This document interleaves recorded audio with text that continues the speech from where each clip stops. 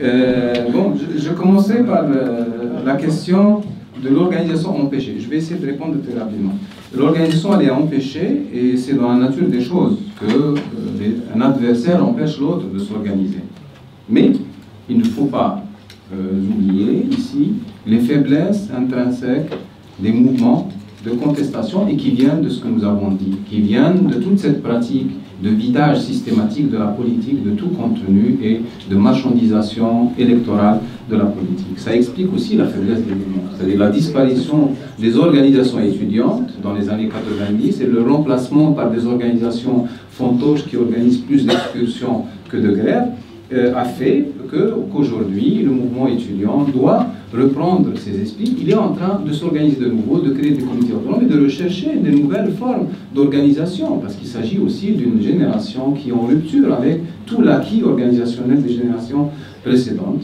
Donc ça, c'est important. Donc les faiblesses intrinsèques de ces mouvements-là sont à prendre en considération, tout comme les volontés d'empêchement de l'organisation par le régime.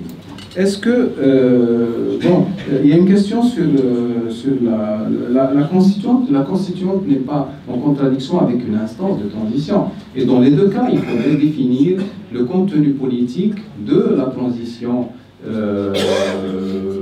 Quel contenu lui donner? C'est-à-dire, est-ce qu'il s'agit d'une transition d'organiser des élections dans le cadre constitutionnel actuel, ou bien est-ce qu'il s'agit de refonder politiquement un nouveau régime avec une nouvelle constitution? Donc ce n'est pas contradictoire, c'est-à-dire l'instance qui organise une élection constituante, ce n'est pas contradictoire, mais il y a aussi des propositions d'organiser une instance qui élabore une nouvelle loi électorale sans que ça soit une constituante. Il y a des gens qui proposent un amendement de la constitution actuelle. Tout ça est à débattre en réalité. Personnellement, je préférerais une nouvelle refondation qui sera en fait la première depuis l'indépendance, étant donné que la constituante de 1963 n'a pas été une constituante démocratique, en ce sens qu'il y avait une liste unique du FLN et que les autres partis n'avaient pas du FLN parti unique. Donc moi je serais pour une constituante, mais je ne trouve pas que ce soit que c'est contradictoire avec l'idée d'une instance qui organise une élection constituante.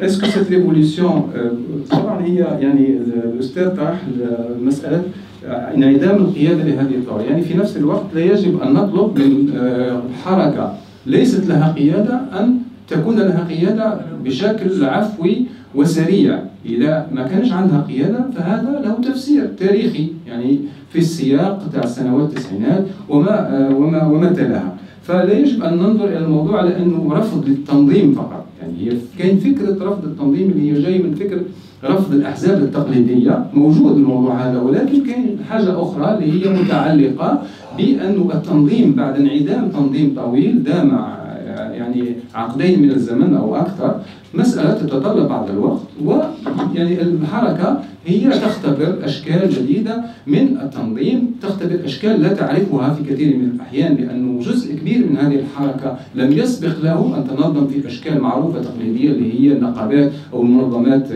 العمالية أو المنظمات الطلابية. ففي نظري أن هناك بداية للتنظيم، ولكن الأمر سيتطلب وقتا كثيرا، وأنتم أدرى يعني في تونس بأنه الأشياء تتطلب وقت. أنتم يعني الموضوع بدأ من 8 سنين ولحد الآن، حتى مسألة تنظيم وحتى مسألة جدوى المجلس التأسيسي مثلا ما زال النقاش فيها مطروح في تونس. فأظن أنه يجب أن ننظر إلى الموضوع المسألة بشيء من الصبر وبشيء من نأخذ بعين الحسبان ما سبق والذي يجعل هذه الحركة يعني عندها هي تجري بهذا الشكل وليس بغيره. قضية الثغرة التي يدخل منها التدخل الأجنبي، أنا أذكر أنه المرجعية الثورية تاع الحركة هذه يعني عودتها إلى أول نوفمبر وعودتها إلى النصوص المؤسسة للثورة الجزائرية وإلى آخره، هي في جزء منها هي رد على الاتهامات بأننا في بداية طريق سوريا أو ليبيا. هو نوع من التذكير بأن هذه الحركة واعية بكل ما جرى في المنطقة، واعية بكل التدخل الأجنبي الذي جرى في المنطقة، واعية بأنه كانت هناك نخب في العراق ونخب في سوريا ونخب في ليبيا تدعو إلى التدخل الأجنبي، وهذا ما لم يحصل في الجزائر. هذا شيء لم يحصل في الجزائر، لم يدعو أحد إلى التدخل الأجنبي في الجزائر، لم يدعو أحد إلى فرض ديمقراطية من الخارج.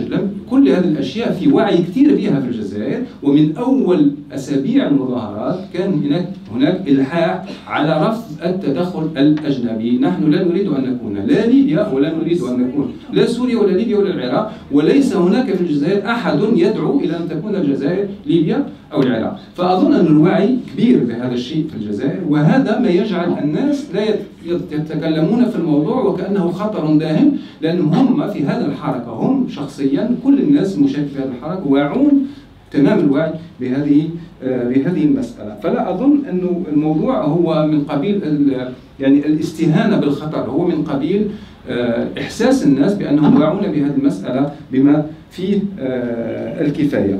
هل هناك يد خارجية أو داخلية تسير هذه الحركة؟ وما الذي يفسر أن هذه الحركة تجري في كل الأنحاء في نفس الوقت؟ هذا في رأيي إذا كان هناك شخص قادر على تنظيم هذه الحركة كل يوم منذ 15 أسبوع، فالمفروض أنه خد السلطة يأخذ سلطة وخلاص. يعني لماذا كل هذه يعني الحركة إذا كان هو قادر على تنظيم هذه الأشياء كلها؟ المفروض أنه في السلطة. فلا أظن أن الموضوع، أظن بالعكس أنه كل وجود هذه الحركة على مستوى كل القطر الجزائري له تفسير. عدم قمعها بالشكل الذي قمعت به حركات مماثلة في تاريخ المنطقة له تفسير أيضا، لأن النظام الجزائري هو نظام لا يريد التدخل الأجنبي، وهو نظام درس ما يجري في المنطقة ورأى أن التدخل بشكل معين ضد هذه الحركات قد يجلب له التدخل الأجنبي بما يعقد وجوده وبقائه في السلطة. فهو عنده الحساب تاعو اللي هو ماهوش حساب مناهض للإمبريالية بالمعنى نتاع الناس اليساريين مثلا، ولكن هو حساب سياسي. فهذا يفسر بعض التفسير، بعض الشيء يعني طريقة السلطة في التعامل مع هذه الحركة التي رغم يعني أشكالها القمعية فهي تختلف عن طريقة تعامل نظام بشار الأسد مع أولى الاحتجاجات في سوريا مثلا. عن لويزا حنون، وأظن أني سأنهي بهذا الموضوع. لماذا اعتقلت لويزا حنون؟ رسميا لويزا حنون اعتقلت لأنها اجتمعت برئيس الاستخبارات السابق محمد مدين وبرئيس الاستخبارات الذي خلف محمد مدين في السلطة ومع مستشار رئيس الجمهورية السابق يعني أخوه سعيد بوتفليقة، لما طرحت مسألة التعامل مع هذه المظاهرات وما الذي يجب فعله. هل يجب الاستعانة برئيس من خارج الحركة ومن خارج السلطة مثلا؟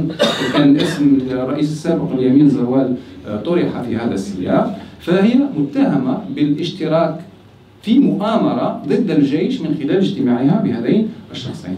وهذا مرة أخرى يعيدنا إلى مسألة أن لويزا حنون يعني طريقة تعاملها السياسية ونقد تعاملها السياسي بهذه الصورة واقترابها من شخصيات هامة ونافذة في السلطة، هذا من قبيل النقد السياسي.